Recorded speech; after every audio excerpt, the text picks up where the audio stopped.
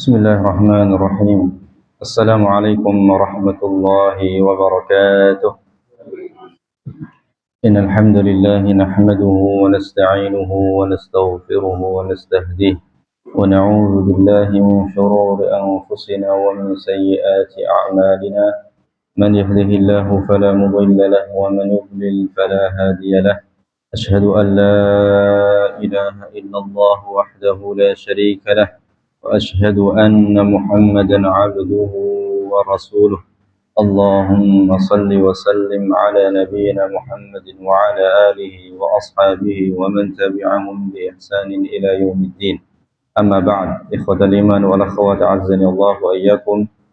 Senantiasa kita bersyukur kepada Allah Subhanahu wa taala atas segala limpahan nikmat dan karunia kepada kita sekalian, khususnya nikmatul Islam dan nikmat di atas sunnah Nabi yang mulia Muhammad sallallahu alaihi wasallam, serta nikmat sehat dan waktu luang dan yang lainnya, sehingga dengan itu semua kita bisa melaksanakan kewajiban-kewajiban kita sebagai seorang hamba Allah, yaitu untuk senantiasa beribadah hanya kepadanya, untuk senantiasa mentauhidkannya dalam semua jenis atau macam ibadah. Semoga Allah Azza wa Jalla senantiasa melanggengkan nikmat-nikmat tersebut sampai akhir hayat kita. Amin ya rabbal alamin. Salawat dan salam semoga senantiasa tercurahkan kepada Nabi kita yang mulia Muhammad sallallahu alaihi wasallam dan juga kepada keluarganya, sahabat-sahabatnya, dan juga untuk umatnya yang senantiasa istiqamah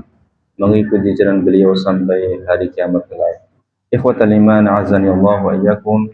Kita lanjutkan pembahasan kajian rutin kita dari wawasan kitab Tauhid, syarah kitab Tauhid karya Ustaz kita Ustaz Firanda Hafizahullah Ta'ala.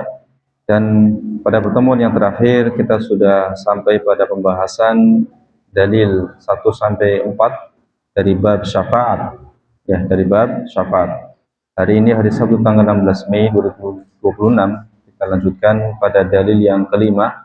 Ya, pada dalil yang kelima di mana al-muallif Syekh Muhammad bin Abdul Wahhab rahimahullah membawakan dalil tentang syafaat, yaitu firman Allah Azza wa Jalla dalam surat As-Saba ayat 22. Allah Azza wa Jalla berfirman, "Qul ud'ul ladzina za'amtum min dunillah la yamlikuna mithqala dzarratin fis samawati wala fil ard wama lahum fihima min syirkin wama lahu minhum min dhahir wala tanfa'u syafa'atu 'indahu illa liman adzina lah."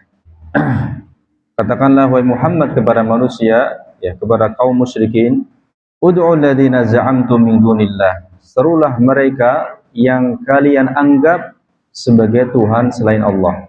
Yang mana Tuhan-Tuhan selain Allah atau Tuhan-Tuhan yang disembah atau dianggap sebagai sesembahan oleh kaum musyrikin, mereka memiliki sifat.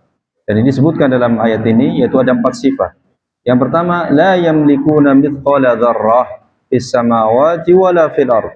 Sesembahan-sesembahan selain Allah yang batil tersebut tidak memiliki sedikit pun kekuasaan, tidak memiliki sedikit pun kepemilikan di langit, tidak pula di bumi, walaupun hanya sebesar zarrah, sebesar biji zarrah.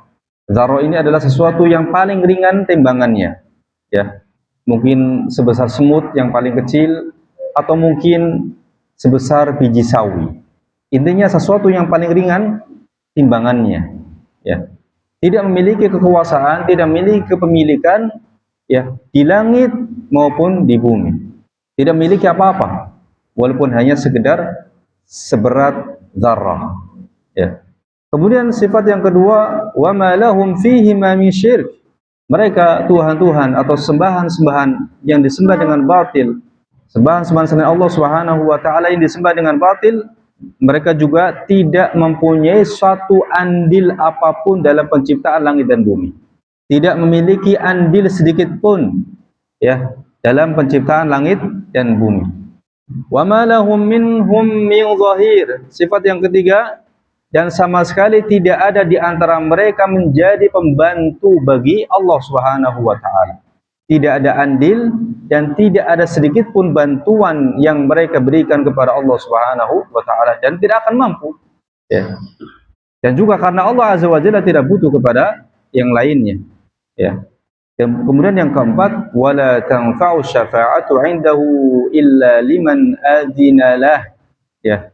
Dan tidak akan bermanfaat syafaat di sisi Allah kecuali siapa yang telah diberikan izin oleh Allah Azza wa Jalla untuk memberikan syafaat. Jadi dalam ayat ini ikhwas sekalian, Allah Azza wa Jalla menggugurkan, menumbangkan seluruh hujjah kaum musyrikin ketika mereka menyembah sesembahan-sembahan atau tuhan-tuhan selain Allah Subhanahu wa taala. Ya. Selain Allah Subhanahu wa taala sama sekali tidak berhak untuk disembah karena terdapat pada mereka 4 sifat ini, yang mana merupakan sifat-sifat kelemahan yang menunjukkan bahwa selain Allah Subhanahu wa taala itu tidak berhak untuk disembah. Ya. Karena sesuatu yang berhak untuk disembah itu harus memiliki salah satu dari 4 karakter, yaitu kebalikan daripada 4 sifat ini. Ya. Jadi dalam ayat ini Allah Azza wa Jalla menyebutkan 4 kategori atau 4 sifat, ya, yang mampu memberi manfaat, ya, atau 4 sifat yang menjadikan salah satu darinya sesuatu tersebut itu bisa untuk disembah atau berhak untuk disembah. Dan ternyata kita dapati bahwa salah satu dari 4 sifat ini tidak ada satupun pada sesembahan-sesembahan selain Allah Subhanahu wa taala. 4 sifat tersebut adalah yang pertama, bahwa yang berhak untuk disembah adalah Tuhan yang menciptakan alam semesta atau zat yang memiliki alam semesta. Ya. Zat yang memiliki alam semesta atau Tuhan yang memiliki alam semesta. Dan kita sudah mengetahui bahwasanya yang memiliki dan menciptakan alam semesta ini adalah Allah Subhanahu wa taala semata. Dalam banyak ayat Al-Qur'an disebutkan, di antaranya dalam surah Ali Imran Allah mengatakan, walillahi ma fis samawati wa ma fil ard wa ila Allahi turja'ul umur. Dan hanya milik Allah ma fis samawati wa ma fil ard, apa-apa yang ada di langit dan juga apa-apa yang di bumi. Semuanya milik Allah Azza wa Jalla. Kenapa? Karena Dia yang menciptakan semuanya. Ya. Oleh karenanya hanya Dia yang berhak untuk apa? Disembah. Kenapa? Karena semuanya milik Allah Subhanahu wa taala. Jadi sifat karakter Tuhan atau zat yang berhak untuk disembah adalah Dia menciptakan alam semesta. Ya. Makanya dalam banyak ayat juga kita dapati Allah senantiasa menggandengkan antara perintah ibadah kepadanya dengan sifat Allah, yaitu sifat mencipta. Ya. Di antara dalam surah Al-Baqarah Allah Azza wa Jalla mengatakan, ya ayuhan nas u'budu, ya ayuhan nas u'budu rabbakum, wahai manusia sembahlah Rabb kalian. Siapa Rabb kalian itu? Alladzi khalaqakum walladzina min qablikum la'allakum tattaqun. Rabb kalian adalah yang telah menciptakan kalian dan yang menciptakan orang-orang sebelum kalian. Karena hanya Allah Azza wa Jalla yang mampu menciptakan, ya, dialah satu-satunya zat yang menciptakan, maka dialah satu-satunya berhak untuk disembah. Ya. Adapun sesembahan kaum musyrikin yang mereka menyembah juga kepada selain Allah, ya, maka tidak pantas untuk disembah. Kenapa? Ya. Apa yang mau diberikan oleh para sesembahan tersebut, sedangkan mereka tidak atau sama sekali tidak memiliki sesuatu apapun dari alam semesta ini. Ya, la yamlikuna mithqala dzarratin fis samawati wala fil ard. Bagaimana akan memberikan manfaat? Bagaimana akan mengabulkan apa yang diminta oleh orang-orang yang minta kepadanya sedangkan mereka tidak memiliki sesuatu apapun dari kekuasaan ataupun kepemilikan di langit maupun di bumi. La yamlikuna mithqala dzarratin fis samawati wala fil ard. Ya. Ada kaidah mengatakan faqidus syai' la yu'ti. Orang yang tidak memiliki sesuatu maka dia tidak bisa memberikan. Faqidus syai' la yu'ti. Orang yang tidak memiliki sesuatu maka dia tidak bisa memberikan. Sedangkan kaum musyrikin, ya, tujuan mereka menyembah atau beribadah juga kepada selain Allah, apa tujuannya? Untuk mendapatkan manfaat. Untuk mendapatkan apa? Manfaat. Bagaimana mereka akan memberikan manfaat sedangkan mereka tidak memiliki kekuasaan atau kepemilikan walaupun hanya sebesar biji sawi atau mungkin seberat ya apa namanya semut ya atau timbangan yang paling kecil yang paling ringan ya. Nah, gram. Oh, di bawah gram ada lagi. Pokoknya yang paling ringan semut kalau ditimbang berapa itu? 0,00 sekian mungkin. Ya. Bahkan kalau timbangan biasa nggak gerak itu timbangan. Harus pakai timbangan apa? Digital. Nah, baru akan kelihatan mungkin. Ya. Kalau timbangan compreng nggak gerak-gerak itu coba gitu. Ya. Pokoknya sedikit pun tidak memiliki kekuasaan atau kepemilikan. Walaupun hanya ya kalau kita bilang setipis kulit ari. Ya, dalam ayat yang lainnya setipis kulit ari, kitmir, yaitu kulit tipis yang ada pada kurma. Ya, kurma memiliki kulit tipis ya, kulit ari. Seperti hanya pada salak. Salak juga memiliki kulit ari. Walaupun hanya ya setipis kulit ari, mereka tidak memiliki kekuasaan ataupun kepemilikan. Maka sama sekali tidak berhak untuk disembah, diminta, dan seterusnya. Kemudian sifat yang kedua, sesuatu yang berhak untuk disembah adalah zat yang memiliki saham dari sebagian alam semesta. Baik. Jika seandainya sesembahan-sembahan selain Allah Subhanahu wa taala tersebut tidak menciptakan alam semesta, maka kita lihat yang kedua, sifat yang kedua. Apakah mereka memiliki saham dari sebagian alam semesta? Ya.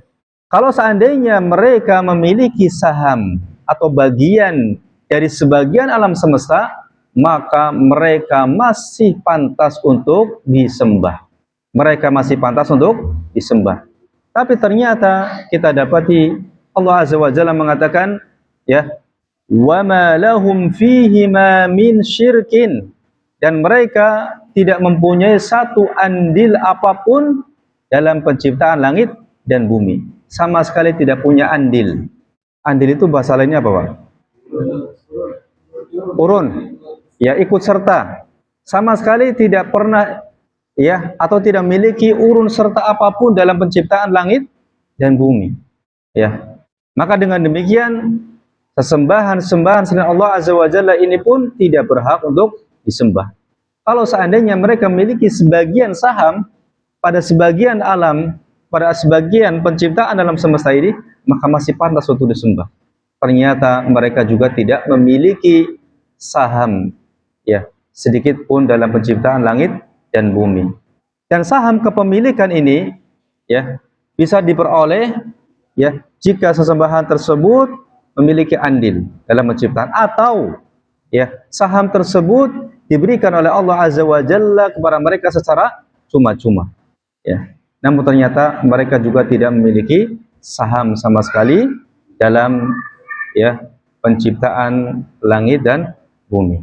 Ya. Baik, kemudian sifat yang ketiga, zat yang berhak untuk disembah adalah zat tersebut ya ikut mengatur alam semesta. Jika sesembahan-sembahan selain Allah Azza wa Jalla tidak memiliki alam semesta, kemudian tidak memiliki saham dari sebagian alam semesta, maka masih pantas untuk disembah seandainya mereka ikut mengatur alam semesta, ikut bersama dengan Allah Azza wa Jalla mengatur alam semesta, ya, ikut membantu dalam tanda kutip Allah Subhanahu wa taala dalam mengatur alam semesta. Ya. Ternyata ini juga kita tidak dapatkan pada sesembahan-sembahan selain Allah Subhanahu wa taala tersebut. Ya. Maka ya dengan demikian mereka juga tidak berhak untuk disembah. Ya. Adapun para malaikat yang diberikan tugas untuk mengatur ini, mengatur itu, mereka semuanya tunduk kepada Allah Subhanahu wa taala. Dan posisi Allah Azza wa Jalla tidak butuh kepada para malaikat, tapi malaikat yang butuh kepada Allah Subhanahu wa taala. Maka ini berbeda dengan raja atau presiden atau pejabat di dunia ini yang mana mereka butuh kepada bantuan menteri-menterinya, bantuan ajudan-ajudannya untuk melaksanakan roda ya pemerintahan. Mereka masih butuh kepada para menteri. Adapun Allah Azza wa Jal, ya, terhadap para malaikat tidak butuh. Para malaikat tunduk, ya, atas perintah Allah Subhanahu wa taala, memiliki kekuasaan yang mutlak. Ya, ini berbeda dengan, ya, para menteri, ya, di dunia terhadap rajanya atau presiden. Ya. Kemudian yang keempat, ya, sesuatu bisa dikatakan atau berhak untuk disembah, ya, jika sesuatu tersebut bisa memberi syafaat. Dan ini adalah, ya, senjata terakhir kaum musyrikin atau hujah terakhir kaum musyrikin ketika mereka menyembah selain Allah Subhanahu wa taala, yaitu untuk mendapatkan syafaat orang-orang saleh tersebut. Sebagaimana dalam ayat yang lainnya dijelaskan dua tujuan utama kaum musyrikin menyembah selain Allah dari berhala-berhala dan yang lainnya, yaitu untuk mendekatkan diri mereka kepada Allah sedekat-dekatnya, dan yang kedua untuk mendapatkan syafaat orang-orang soleh tersebut. Ya. Kalau seandainya sesembahan-sembahan selain Allah Subhanahu wa taala yang disembah oleh kaum musyrikin bisa memberikan syafaat secara langsung tanpa izin Allah kepada mereka, kepada orang-orang yang menyembahnya, maka masih pantas kemudian mereka disembah. Tapi ternyata kita dapati dalam ayat ini tidak ada satupun yang bisa memberikan syafaat atau pertolongan kepada yang lainnya kecuali dengan izin Allah Subhanahu wa taala. Ya, Allah Azza wa Jalla mengatakan pada sifat yang keempat ini, wala tanfa'u syafa'atu 'indahu illa liman adzinalah. Ya, dan tidak akan bermanfaat syafaat nanti di sisi Allah kecuali kepada orang yang telah diberikan izin kepadanya. Ya. Sehingga dari awal sampai akhir, ya, sesembahan-sembahan selain Allah tidak memiliki salah satu dari sifat atau karakter zat yang berhak untuk disembah dari 4 karakter atau sifat ini.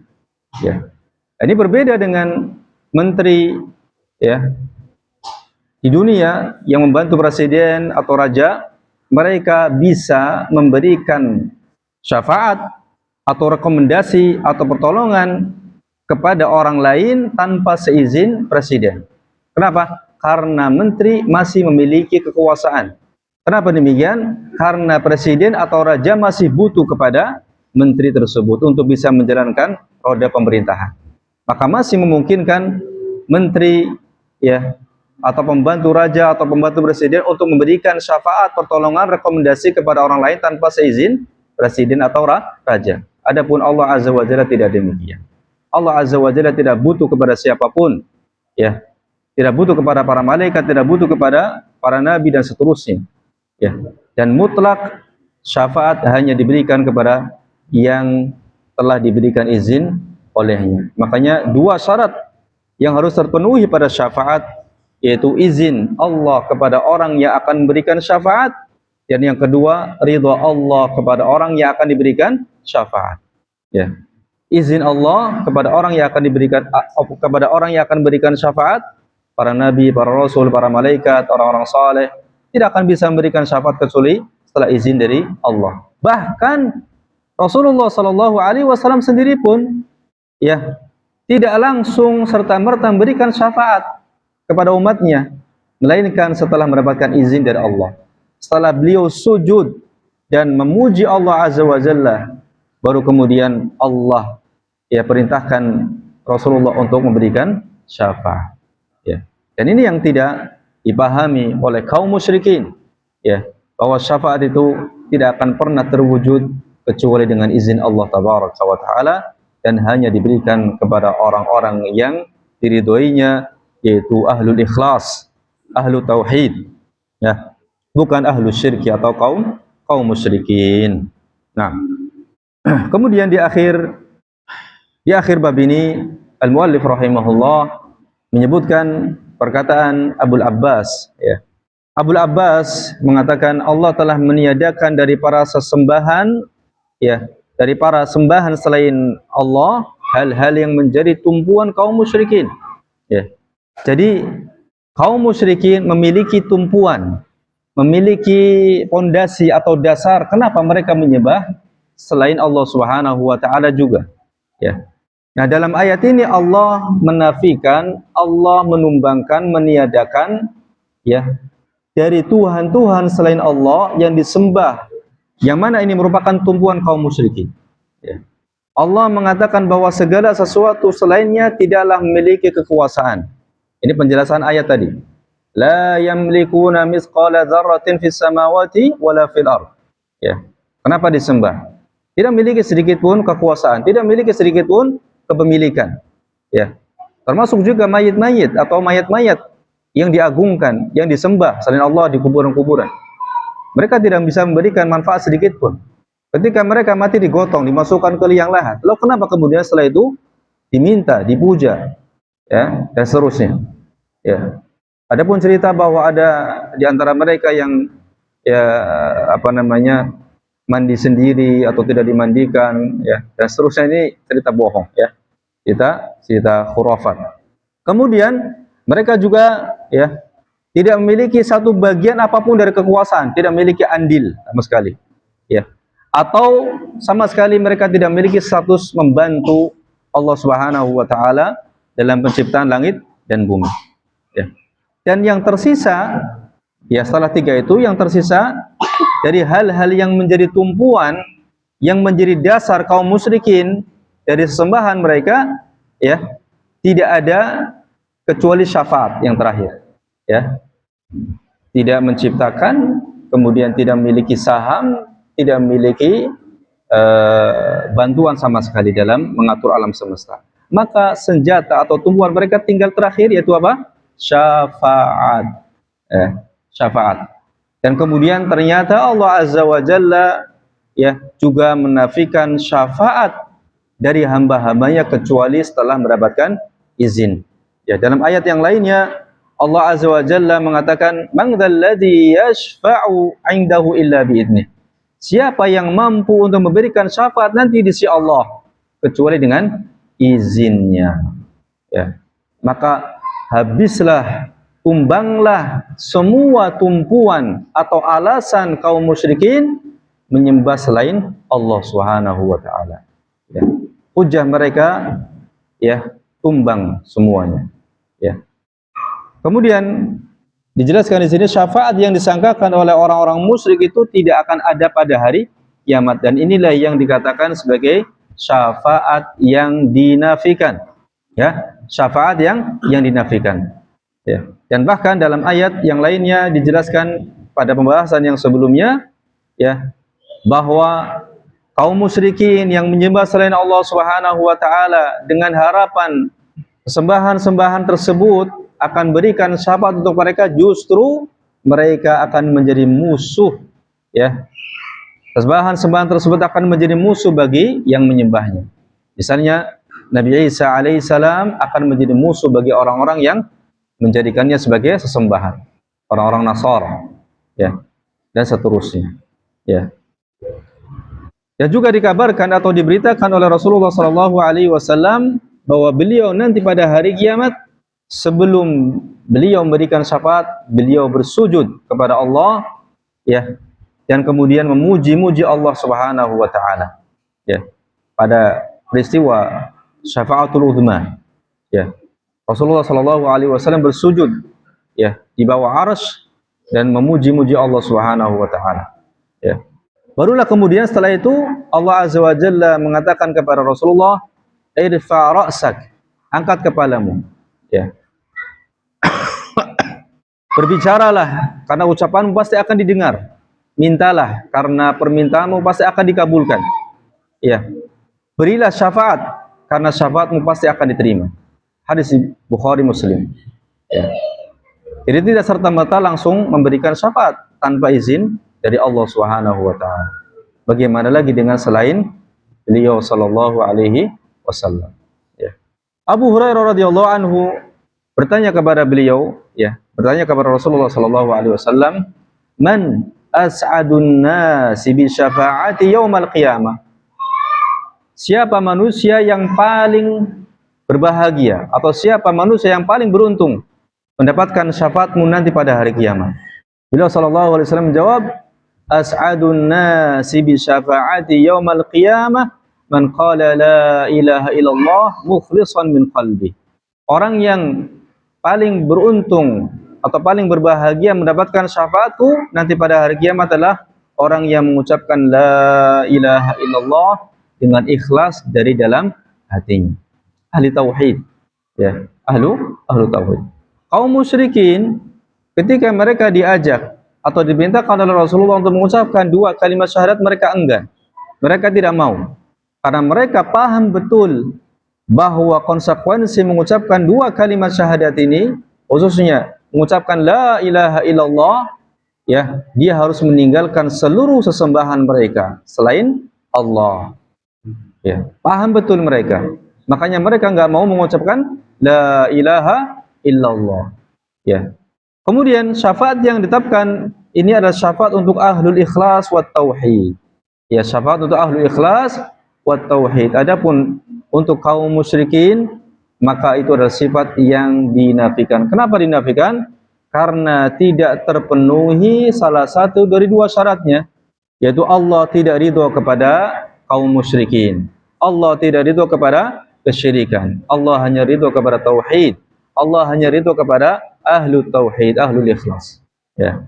Dan pada hakikatnya Allah lah yang melimpahkan karunia-Nya kepada orang-orang yang ikhlas tersebut. Ya. Hakikat sebenarnya Allah Azza wa Jalla yang telah melimpahkan karunia-Nya kepada orang-orang ikhlas tersebut. Dengan apa?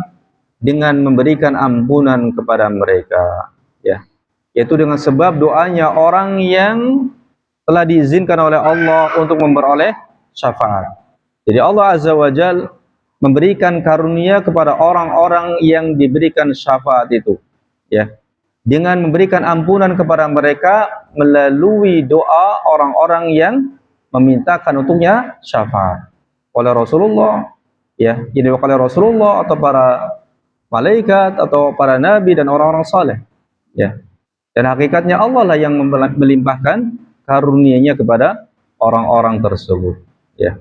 Kemudian juga, ya, bahwa adanya syafaat nanti pada hari kiamat ini juga dalam rangka untuk memuliakan orang-orang atau sebagian hamba-hamba Allah Azza wa Jalla, ya, yaitu orang-orang saleh dari kalangan para nabi, para rasul, para malaikat dan orang-orang saleh. Allah muliakan mereka, ya. Allah angkat derajat mereka di tempat yang terpuji sebagaimana Allah Azza wa Jalla telah mengangkat derajat mereka di dunia. Allah kemudian angkat derajat mereka juga di akhirat dengan menjadikan mereka sebab, ya, datangnya rahmat Allah, ampunan Allah kepada sebagian hamba-hamba, ya. Jadi ikhwah sekalian, ya, syafaat yang ditiadakan oleh Al-Qur'an, ya, adalah syafaat yang mengandung kesyirikan, ya. Dan syafaat yang ditetapkan oleh Al-Qur'an adalah syafaat yang terpenuhi padanya dua syarat, ya. Dan ini tolong diperhatikan, dihafalkan baik-baik dua syarat ini, yaitu izin Allah kepada orang yang akan berikan syafaat, dan yang kedua ridho Allah kepada orang yang akan diberikan syafaat, ya. Izin Allah kepada orang yang akan berikan syafaat, dan yang kedua ridho Allah kepada orang yang akan diberikan syafaat, ya. Si A ingin memberikan syafaat kepada si B, ya. Si A ingin berikan syafaat kepada si B, ya. Tapi si B ini bukan orang yang Allah ridhoi misalnya, ya, pelaku kesyirikan atau mungkin dia kaum musyrikin atau orang kafir, maka tidak akan terlaksana syafaat tersebut walaupun orang ini menginginkan atau ingin memberikan syafaat kepada si B, tidak akan terwujud. Kenapa? Karena si B bukan termasuk ahlu tauhid atau ahlul ikhlas, ya. Makanya tidak ada syafaat bagi orang kafir, tidak ada syafaat bagi kaum musyrikin, kecuali hanya berlaku kepada pamannya Rasulullah, Abu Thalib, ya. Itu pun bukan berupa keluar dari azab neraka, yaitu hanya berupa keringanan azab, ya, berupa keringanan azab, karena Allah Azza wa Jalla mengizinkan demikian. Rasulullah Shallallahu Alaihi Wasallam meminta kepada Allah hidayah, taufik untuk pamannya Abu Thalib, Allah tidak berikan. Rasulullah yang kedua, Rasulullah memintakan ampun untuk Abu Talib setelah meninggal di atas kekufuran, Allah larang. Ya. Akhirnya permintaan yang ketiga, Rasulullah meminta kepada Allah untuk memberikan syafaat, Allah kabulkan, yaitu dengan keringanan azab. Ya.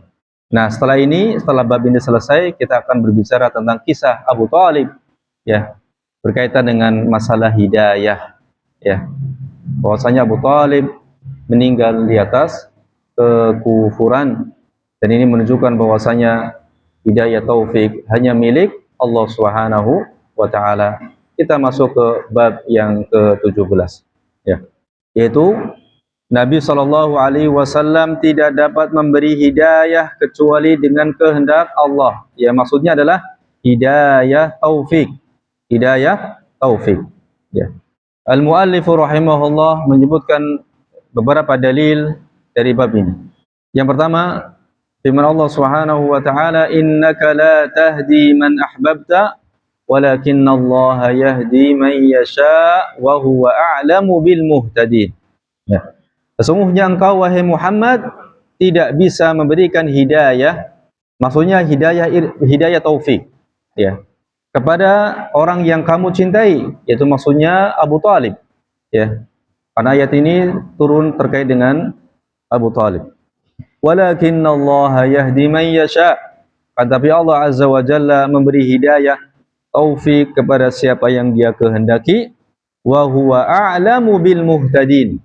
Dan Allah Maha mengetahui siapa yang berhak untuk mendapatkan petunjuk.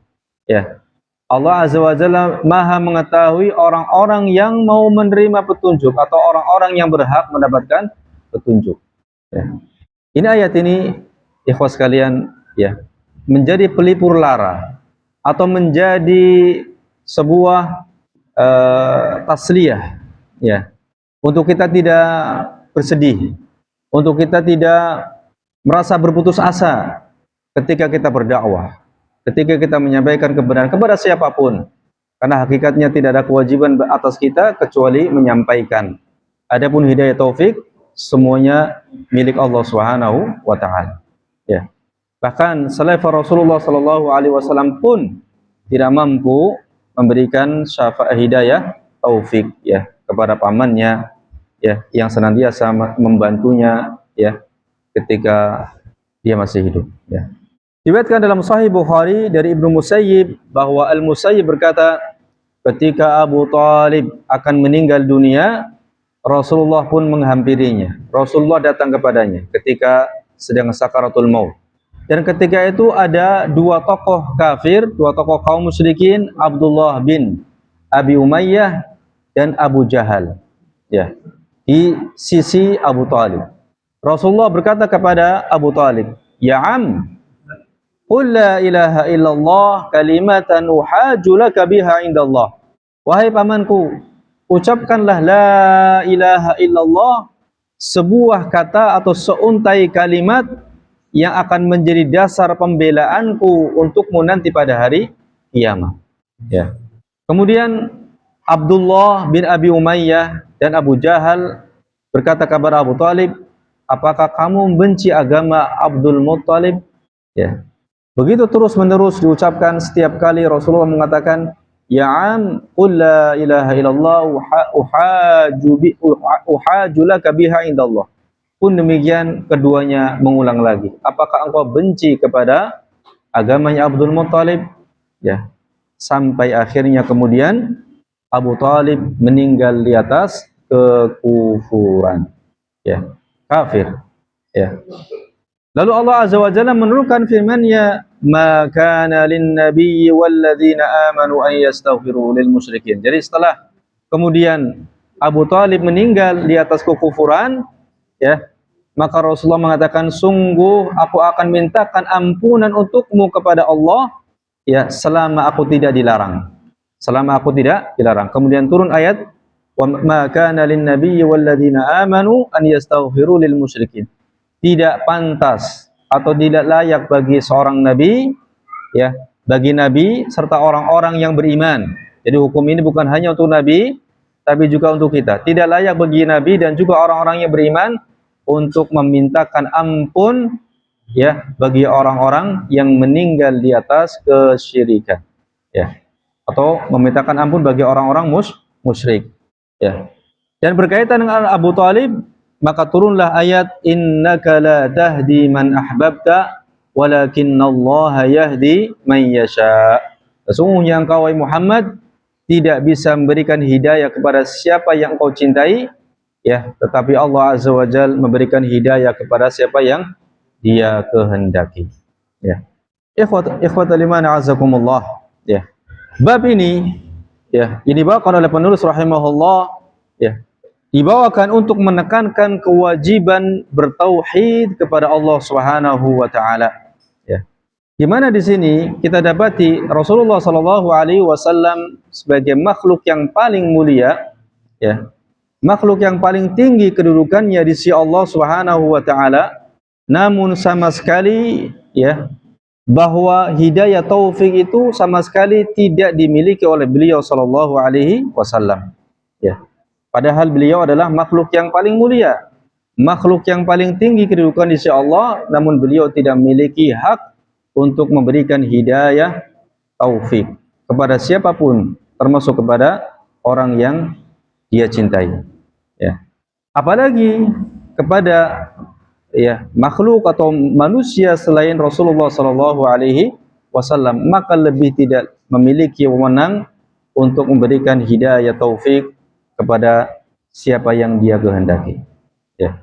Untuk memberikan hidayah taufik atau untuk mencabutnya, ini sama sekali tidak memiliki wewenang, dan menunjukkan betapa besarnya hidayah atau nikmat hidayah taufik yang didapatkan oleh seorang hamba di dunia ini, ya.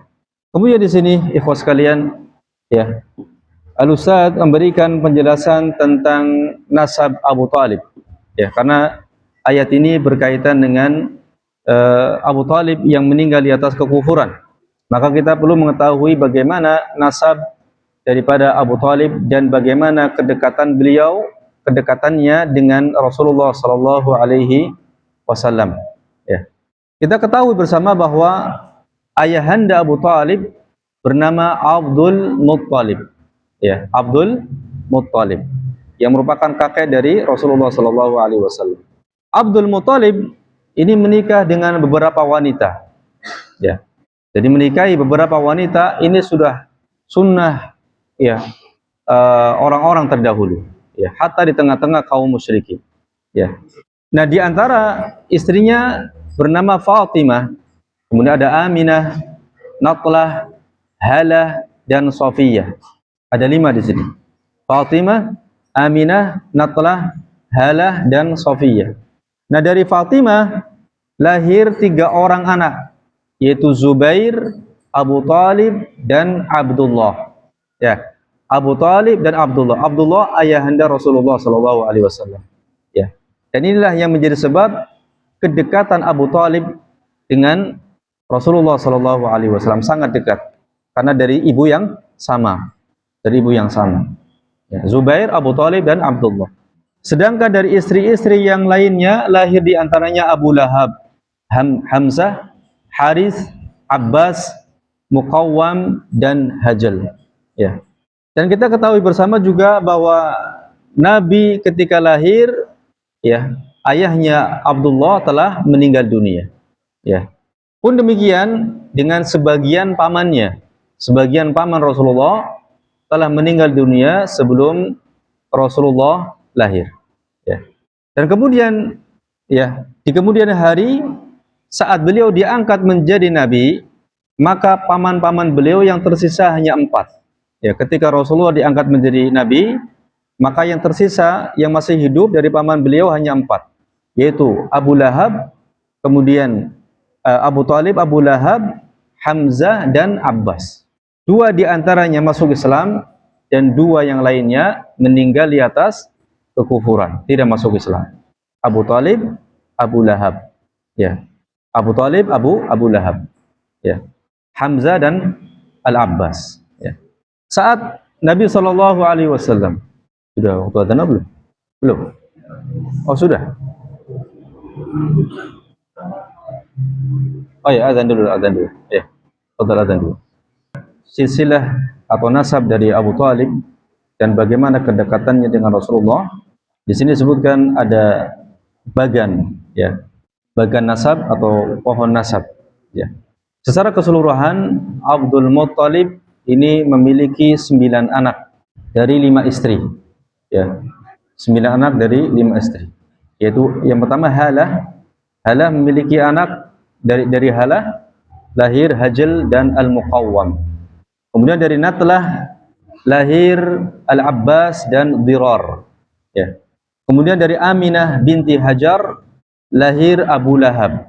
Kemudian dari Fatimah binti Amr lahir Abdullah, Abu Talib dan Zubair. Kemudian dari Safiyah binti Jundub lahir Al-Harith, ya. Total seluruhnya memiliki 9 anak, ya. Dan kita lihat kedekatan nasab daripada Abu Talib dengan Rasulullah Sallallahu Alaihi Wasallam, yaitu bahwasanya ayahanda Rasulullah yaitu Abdullah ini satu ibu dengan Abu Talib, yaitu dari Fatimah binti Amr. Sebagaimana telah kita ketahui bahwa saat Rasulullah lahir, ya, ayahnya telah meninggal, maka beliau dirawat oleh ibunya sampai umur 6 tahun. Kemudian setelah umur 6 tahun, ibunya juga meninggal. Lalu kemudian kepengasuhan diberikan kepada kepada kakeknya, yaitu Abdul Muttalib sampai usia 8 tahun. Kemudian kakeknya meninggal, maka kepengasuhan diberikan kepada pamannya, yaitu Abu Talib, ya, karena kedekatannya dan sangat menyayangi, ya, Rasulullah Shallallahu Alaihi Wasallam, ya. Dan ini yang menjadi sebab Abu Talib sangat menyayangi, ya, Rasulullah Shallallahu Alaihi Wasallam, ya. Dan sebaliknya Rasulullah Shallallahu Alaihi Wasallam juga sangat menyayangi dan menghormati pamannya, yaitu Abu Talib, ya. Terbukti ketika setelah menikah dengan Khadijah, Rasulullah Shallallahu Alaihi Wasallam meminta izin kepada pamannya untuk mengasuh, ya, Ali, agar Ali berada di bawah pengasuhan Rasulullah Shallallahu Alaihi Wasallam, ya. Nah, ketika beliau diangkat menjadi nabi pada umur 40 tahun, ya, maka ketika itu semua orang memusuhinya, sebagaimana kita ketahui, ya, kecuali pamannya yaitu Abu Talib, ya, yang mana beliau membela, ya, Rasulullah Shallallahu Alaihi Wasallam sekuat tenaga, ya. Hanya saja karena fanatik terhadap suku dan agama nenek moyangnya, akhirnya Abu Talib tidak masuk Islam hingga akhir hayatnya, meninggal di atas kekufuran, ya. Namun di balik ini semua ada hikmah untuk kemaslahatan keberlangsungan dakwah Rasulullah Sallallahu Alaihi Wasallam, ya. Yang mana, ikhwas sekalian, ya, dengan kondisi Abu Talib yang seperti ini, ya, maka kedudukan Abu Talib di tengah-tengah kaum kafir Quraisy ini masih tinggi atau memiliki kedudukan yang tinggi, disanjung. Kenapa? Karena posisi Abu Talib masih bersama dengan agama nenek moyangnya, ya. Sehingga tidak ada satupun dari orang-orang kafir Quraisy yang berani mengganggu Rasulullah Sallallahu Alaihi Wasallam secara fisik, kecuali setelah wafat, ya. Setelah wafatnya Abu Talib, baru kemudian mereka berencana untuk membunuh Rasulullah Sallallahu Alaihi Wasallam.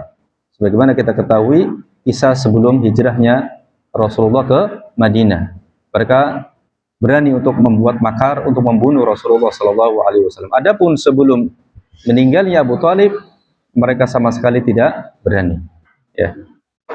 Dan sampai kemudian, ya, kondisi Abu Talib meninggal sampai akhir hayatnya, dia masih berada di atas kesyirikan, walaupun Rasulullah Sallallahu Alaihi Wasallam sudah berusaha untuk mendakwahinya, ya.